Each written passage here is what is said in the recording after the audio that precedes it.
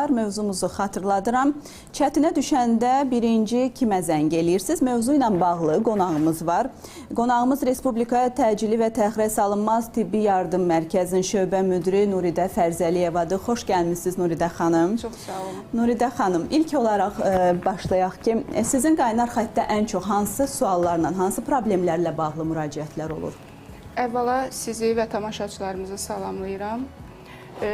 İlk öncə onu qeyd etmək istəyirəm ki, təcili yardıma daxil olan çağırışlar iki hissəyə ayrılır. Təcili çağırışlar və təxirə salınmaz çağırışlar. Təcili çağırışlar adından göründüyü kimi, yəni ilk öncə dərhal icraata veriləcək çağırışlardır. Hansı ki, burada insanın həyatını xilas etmək üçün dəqiqələrin, hətta deyərdim ki, saniyələrin böyük önəmi vardır. Bura aiddir xüsusilə birinci növbədə yol nəqliyyat hadisələri, bədbəxt hadisələr, ürək tutmaları, qıcolma tutmaları, kəskin allergik reaksiyalar. Biz uşaqları xüsusilə diqqətdə saxlayırıq, xüsusilə də 1 yaşa qədər olan körpələri, hamilə qadınları və s. bu siyahını artırmaq olar. Digəri isə qeyd etdiyim kimi təxirə salınmaz çağırışlardır.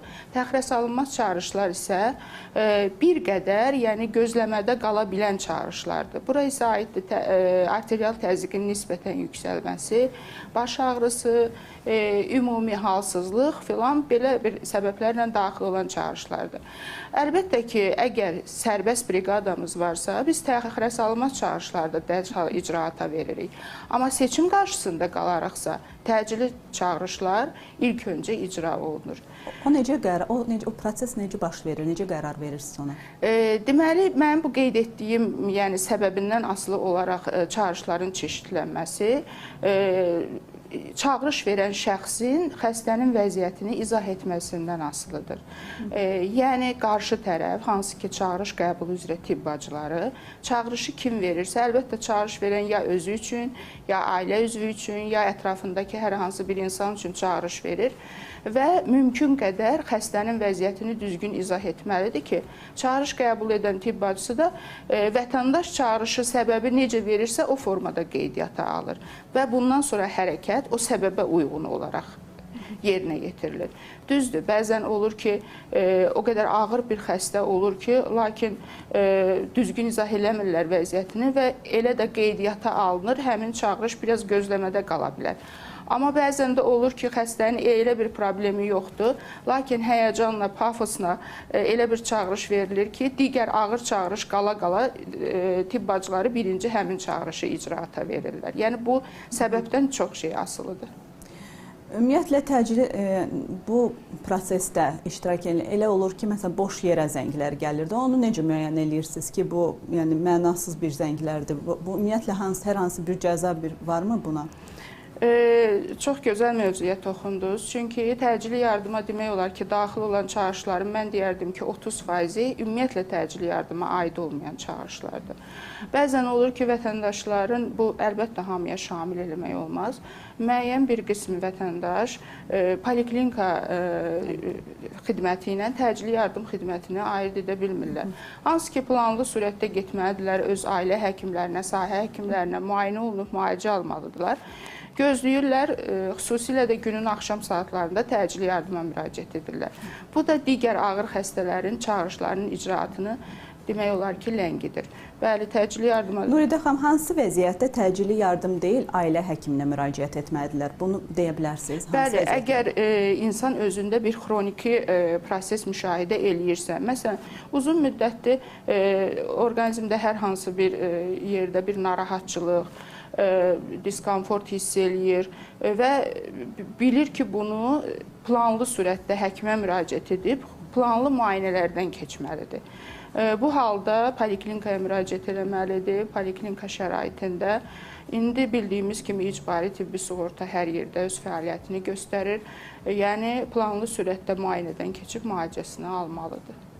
Nuridə xanım, ümumiyyətlə təcili yardım komandası hadisə yerinə çatana qədər ailə üzvləri hansı və ya ətrafdakı insanlar hansı ilkin tədbirləri görməlidirlər? Baxır, yəni xəstənin vəziyyətindən asılı olaraq.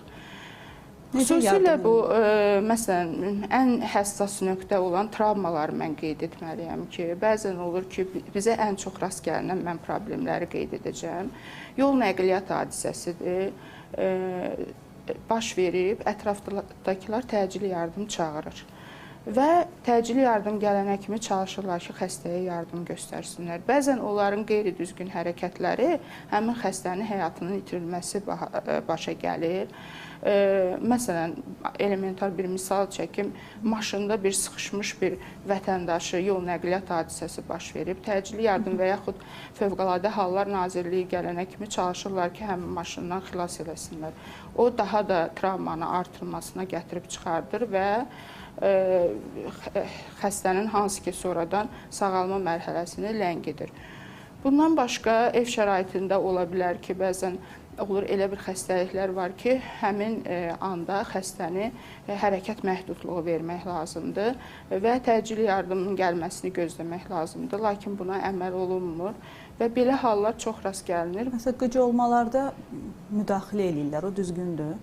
Qıc olmalarda xeyr. Deməli, qıc olmalarda bu, yəni hər yerdə səslənir ki, bəzən lora dildə desək, oldusa, xəstənin dili qatlanıb gedib nəfəs. Belə bir şey yoxdur. Sadəcə ona düzgün pozisiya vermək lazımdır. Xəstəni böyrü üstə çevirmək və başını nisbətən arxaya doğru çəkmək lazımdır. Yoxsa digər kənar əşyalarla müdaxilə elətsinlər, dilini tutmağa çalışsınlar. Əksinə travma vermiş olurlar xəstəyə. Bu düzgün, yəni yanaşma deyil. Bəli. Vətəndaş təcili yardım çağırarkən hansı məlumatları düzgün və dəqiq şəkildə məlumat verməlidir? Bəli, bu çox önəmli məsələlərdən biridir. Biz dediyimiz kimi bizdə çağrı mərkəzində çağırış verərkən zaten verilən nömrə kompüter yaddaşına düşür. Ona görə nömrəni soruşmağa ehtiyac olmur, amma digər vacib, önəmli suallar var ki, onu mütləq çağırış qəbulu üzrə tibb bacıları verirlər. Bu, birinci növbədə ünvandır, yəni xəstənin hansı ünvanda yeri, bu çox önəmlidir. Əgər bunu bilməsə, təcili yardım əlbəttə ki, gedib ünvana yetişə bilməz. Bu barədə də bizim çox problemlərimiz yaranır. Bəzən biz vətəndaşları da çox gözəl anlayırıq. O qədər həyəcanlı olurlar ki, çağırış qəbulu üzrə tibb bacıları dəfələrlə sual versələr də ki, xəstə hardadır, fikirlərini düzgün izah edə bilmirlər. Ünvan, birinci növbədə ünvan verilməlidir. Telefon nömrəsi ünvan olursa, həmin xəstəni tapmaq asandır. Bundan sonra xəstənin adı, familiyası, yaşı hökmən sorulur. Bəzən yaşını soruşanda olur ki, aqressiv reaksiya verənlər də olur ki, yaş nəyə lazımdır, amma bu da çox önəmlidir. Çünki bizdə pediatrik briqadalar da var. Əgər uşaqdırsa, əlbəttə biz ora pediatrik briqadaları göndərsək, daha effektiv nəticə ala bilərik. Bu kimi suallar önəmli sayılır, bunları hökmən cavablandırmalıdırlar. Nuridə xanım, bu vaxta kimi qeyri-adi müraciətlər olub sizə? Olur. Deməli, bəzən olur ki, tənha xəstələr olur. Gündə bir dəfə, 2 dəfə təcili yardıma müraciət eləyirlər və təcili yardımı sanki bir ümid yeri kimi görürlər. Özləri də həkim ünvana gedəndə bunu etiraf eləyirlər ki, sizi gördüm, elə bir ki, özümə gəldim, bundan sonra rahat ola bilərəm. Belə şeylər olur. Yalancı çağırışlar çox olur. Bəli. Demək olar ki, son vaxtlar azalıb. Onu necə müəyyən edirsiniz? Yəni, psixoloji durumunu, yalancı zəng olduğunu necə müəyyən edirsiniz? Biz, yəni təcili yardım olaraq ümumiyyətlə qəbul olunmamış çağırış anlayışı yoxdur. Yalancı oldu, olmadı, əlbəttə çağrı mərkəzinə zəng gəlirsə, biz o çağırışı qeydiyyata alırıq və ünvana briqada göndəririk. Artıq yerində məlum olur ki, bu yalancı çağırışdır. Bu zaman hüquq mühafizə orqanlarına əlbəttə məlumat veririk, onlar da lazımi tədbirlərini görürlər. Amma olur, mən qeyd etdim, əvvəl daha çox idi, sağ olsun. Onda cəza tətbiqi olurdu, yəni bununla bağlı, hüquqi cəhətdən, yəni hüquqi cəhətdən əslində olmalıdır. Çünki hər hansı bir təcili yardım briqadasını məşğul etmək bir neçə xəstənin həyatının bahasına başa gəlmək kimi bir şeydir.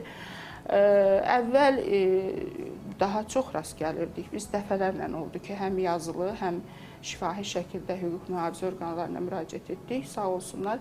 Yəni, son vaxtlar demək olar ki, xeyli azalıb belə müraciətlər. Son vaxtlar deyirlər ki, təcili tibbi yardım gec ünvana çatır.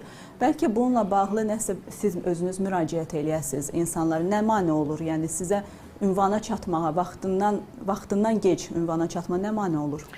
Vaxtından gec ünvana çatmağın bir neçə səbəbi vardır. Birinci növbədə bayaq dediyim kimi ünvanların düzgün deyilməməsidir. Bundan əlavə Bakı şəhərində bu xüsusilə ətraf qəsəbələrə aiddir. Deməli, adsız küçələr və yaxud elə insanlar var ki, kirayə yaşayır, hətta yaşadığı evin ünvanını belə bilmir. Düzgün demirsə, əlbəttə belə hallarda çətinlik yaranır. Bundan sonra tıxaclar bəzən olur ki, mane olur, amma bu da son vaxtlar nisbətən öz həllini tapıb. Bu avtobus zolaqlarının çəkilməsi bizim işimizi xeyli yüngülləşdirib. Yəni, avtobus zolaqlarından istifadə edərək təcili yardımın ünvana çatması xeyli yaxşılaşıb deyərdim. Bir də ki, yəni əhalinin çox məskunlaşdığı, yəni Bakı şəhərində, bu xüsusilə Bakı şəhərində. Mən sizə bir neçə statistik rəqəm deyəcəm. Deməli, bizdə artıq Respublika Təcili Yardım Mərkəzi yaradılıb. Deməli, son günlərin statistik rəqəmlərinə nəzər salanda görürük ki, gün ərzində Respublika üzrə 5000 çağırış icra edirik. Biz mərkəz olaraq, təcili yardım mərkəzi olaraq Respublika üzrə 5000 çağırış icra edirik, təxminən. Yəni, o yan bu rəqəmlər ola bilər. Onların, deməli, 2000-2200-ü Bakı şəhərində olur hər gün. Bu da hardasa 45% edir. Deməli, Respublika üzrə icra olunan çağırışların 45%-i sırf Bakı şəhərindədir. Bu da deməkdir ki, Bakı şəhərində əhali çox məskunlaşıb. Bu da hardasa sıxlıq mane olur. Bəli. Bu da hardasa nisbətən yenə mən sözümün əvvəlində qeyd etdiyim kimi biz çalışırıq ki, təcili çağırışlarda gecikmə qətiyyən olmasın. Çünki çeşidləmə aparılır. Çağırış qəbulu üzrə tibb bacıları tərəfindən. Əgər təcili çağırışdırsa, hökmən həmin ərazidə sərbəst briqada olmasa belə, digər rayondan, yəni Bakının rayonlarını nəzərdə tuturam, digər rayondan həmin əraziyə sərbəst briqada cəlb olunur ki, həmin çağırış icra olunsun. Gecikmələr ola bilər ki, təxirə salınmaz çağırışlardır. O da hansı ki, nisbətən gözləyə bilər. Yəni, o qədər də həyati təhlükə yoxdur orada. Çox sağ olun Nuridə xanım. Bu məsuliyyətli işinizdə sizə uğurlar arzu edirik. Var olun ki, gəldiniz. Son olaraq nəsə demək istəyirsinizsə, buyurun. Son olaraq biz bütün çıxışlarımızda yenə əhalini yəni səslənmək istəyirik ki, mümkün qədər anlayışlı olsunlar. Mən yenə qeyd edirəm, bunu hər bir vətəndaşa şamil etmək istəmirəm. Bəzən olur ki, çox aqressiv yanaşırlar və ən çox da bizi narahat edən, yəni səbəbsiz yerə təcili yardımı çağırılmasıdır. Düşünsünlər ki, əgər mən səbəbsiz bir yerə təcili yardım çağırıramsa, digər bir yerdə mənim bir doğmam öz həyatını itirə bilər və təcili yardım ona yetişsə daha məqsədə uyğun olardı. Təşəkkür edirik sizə. Sağ olun.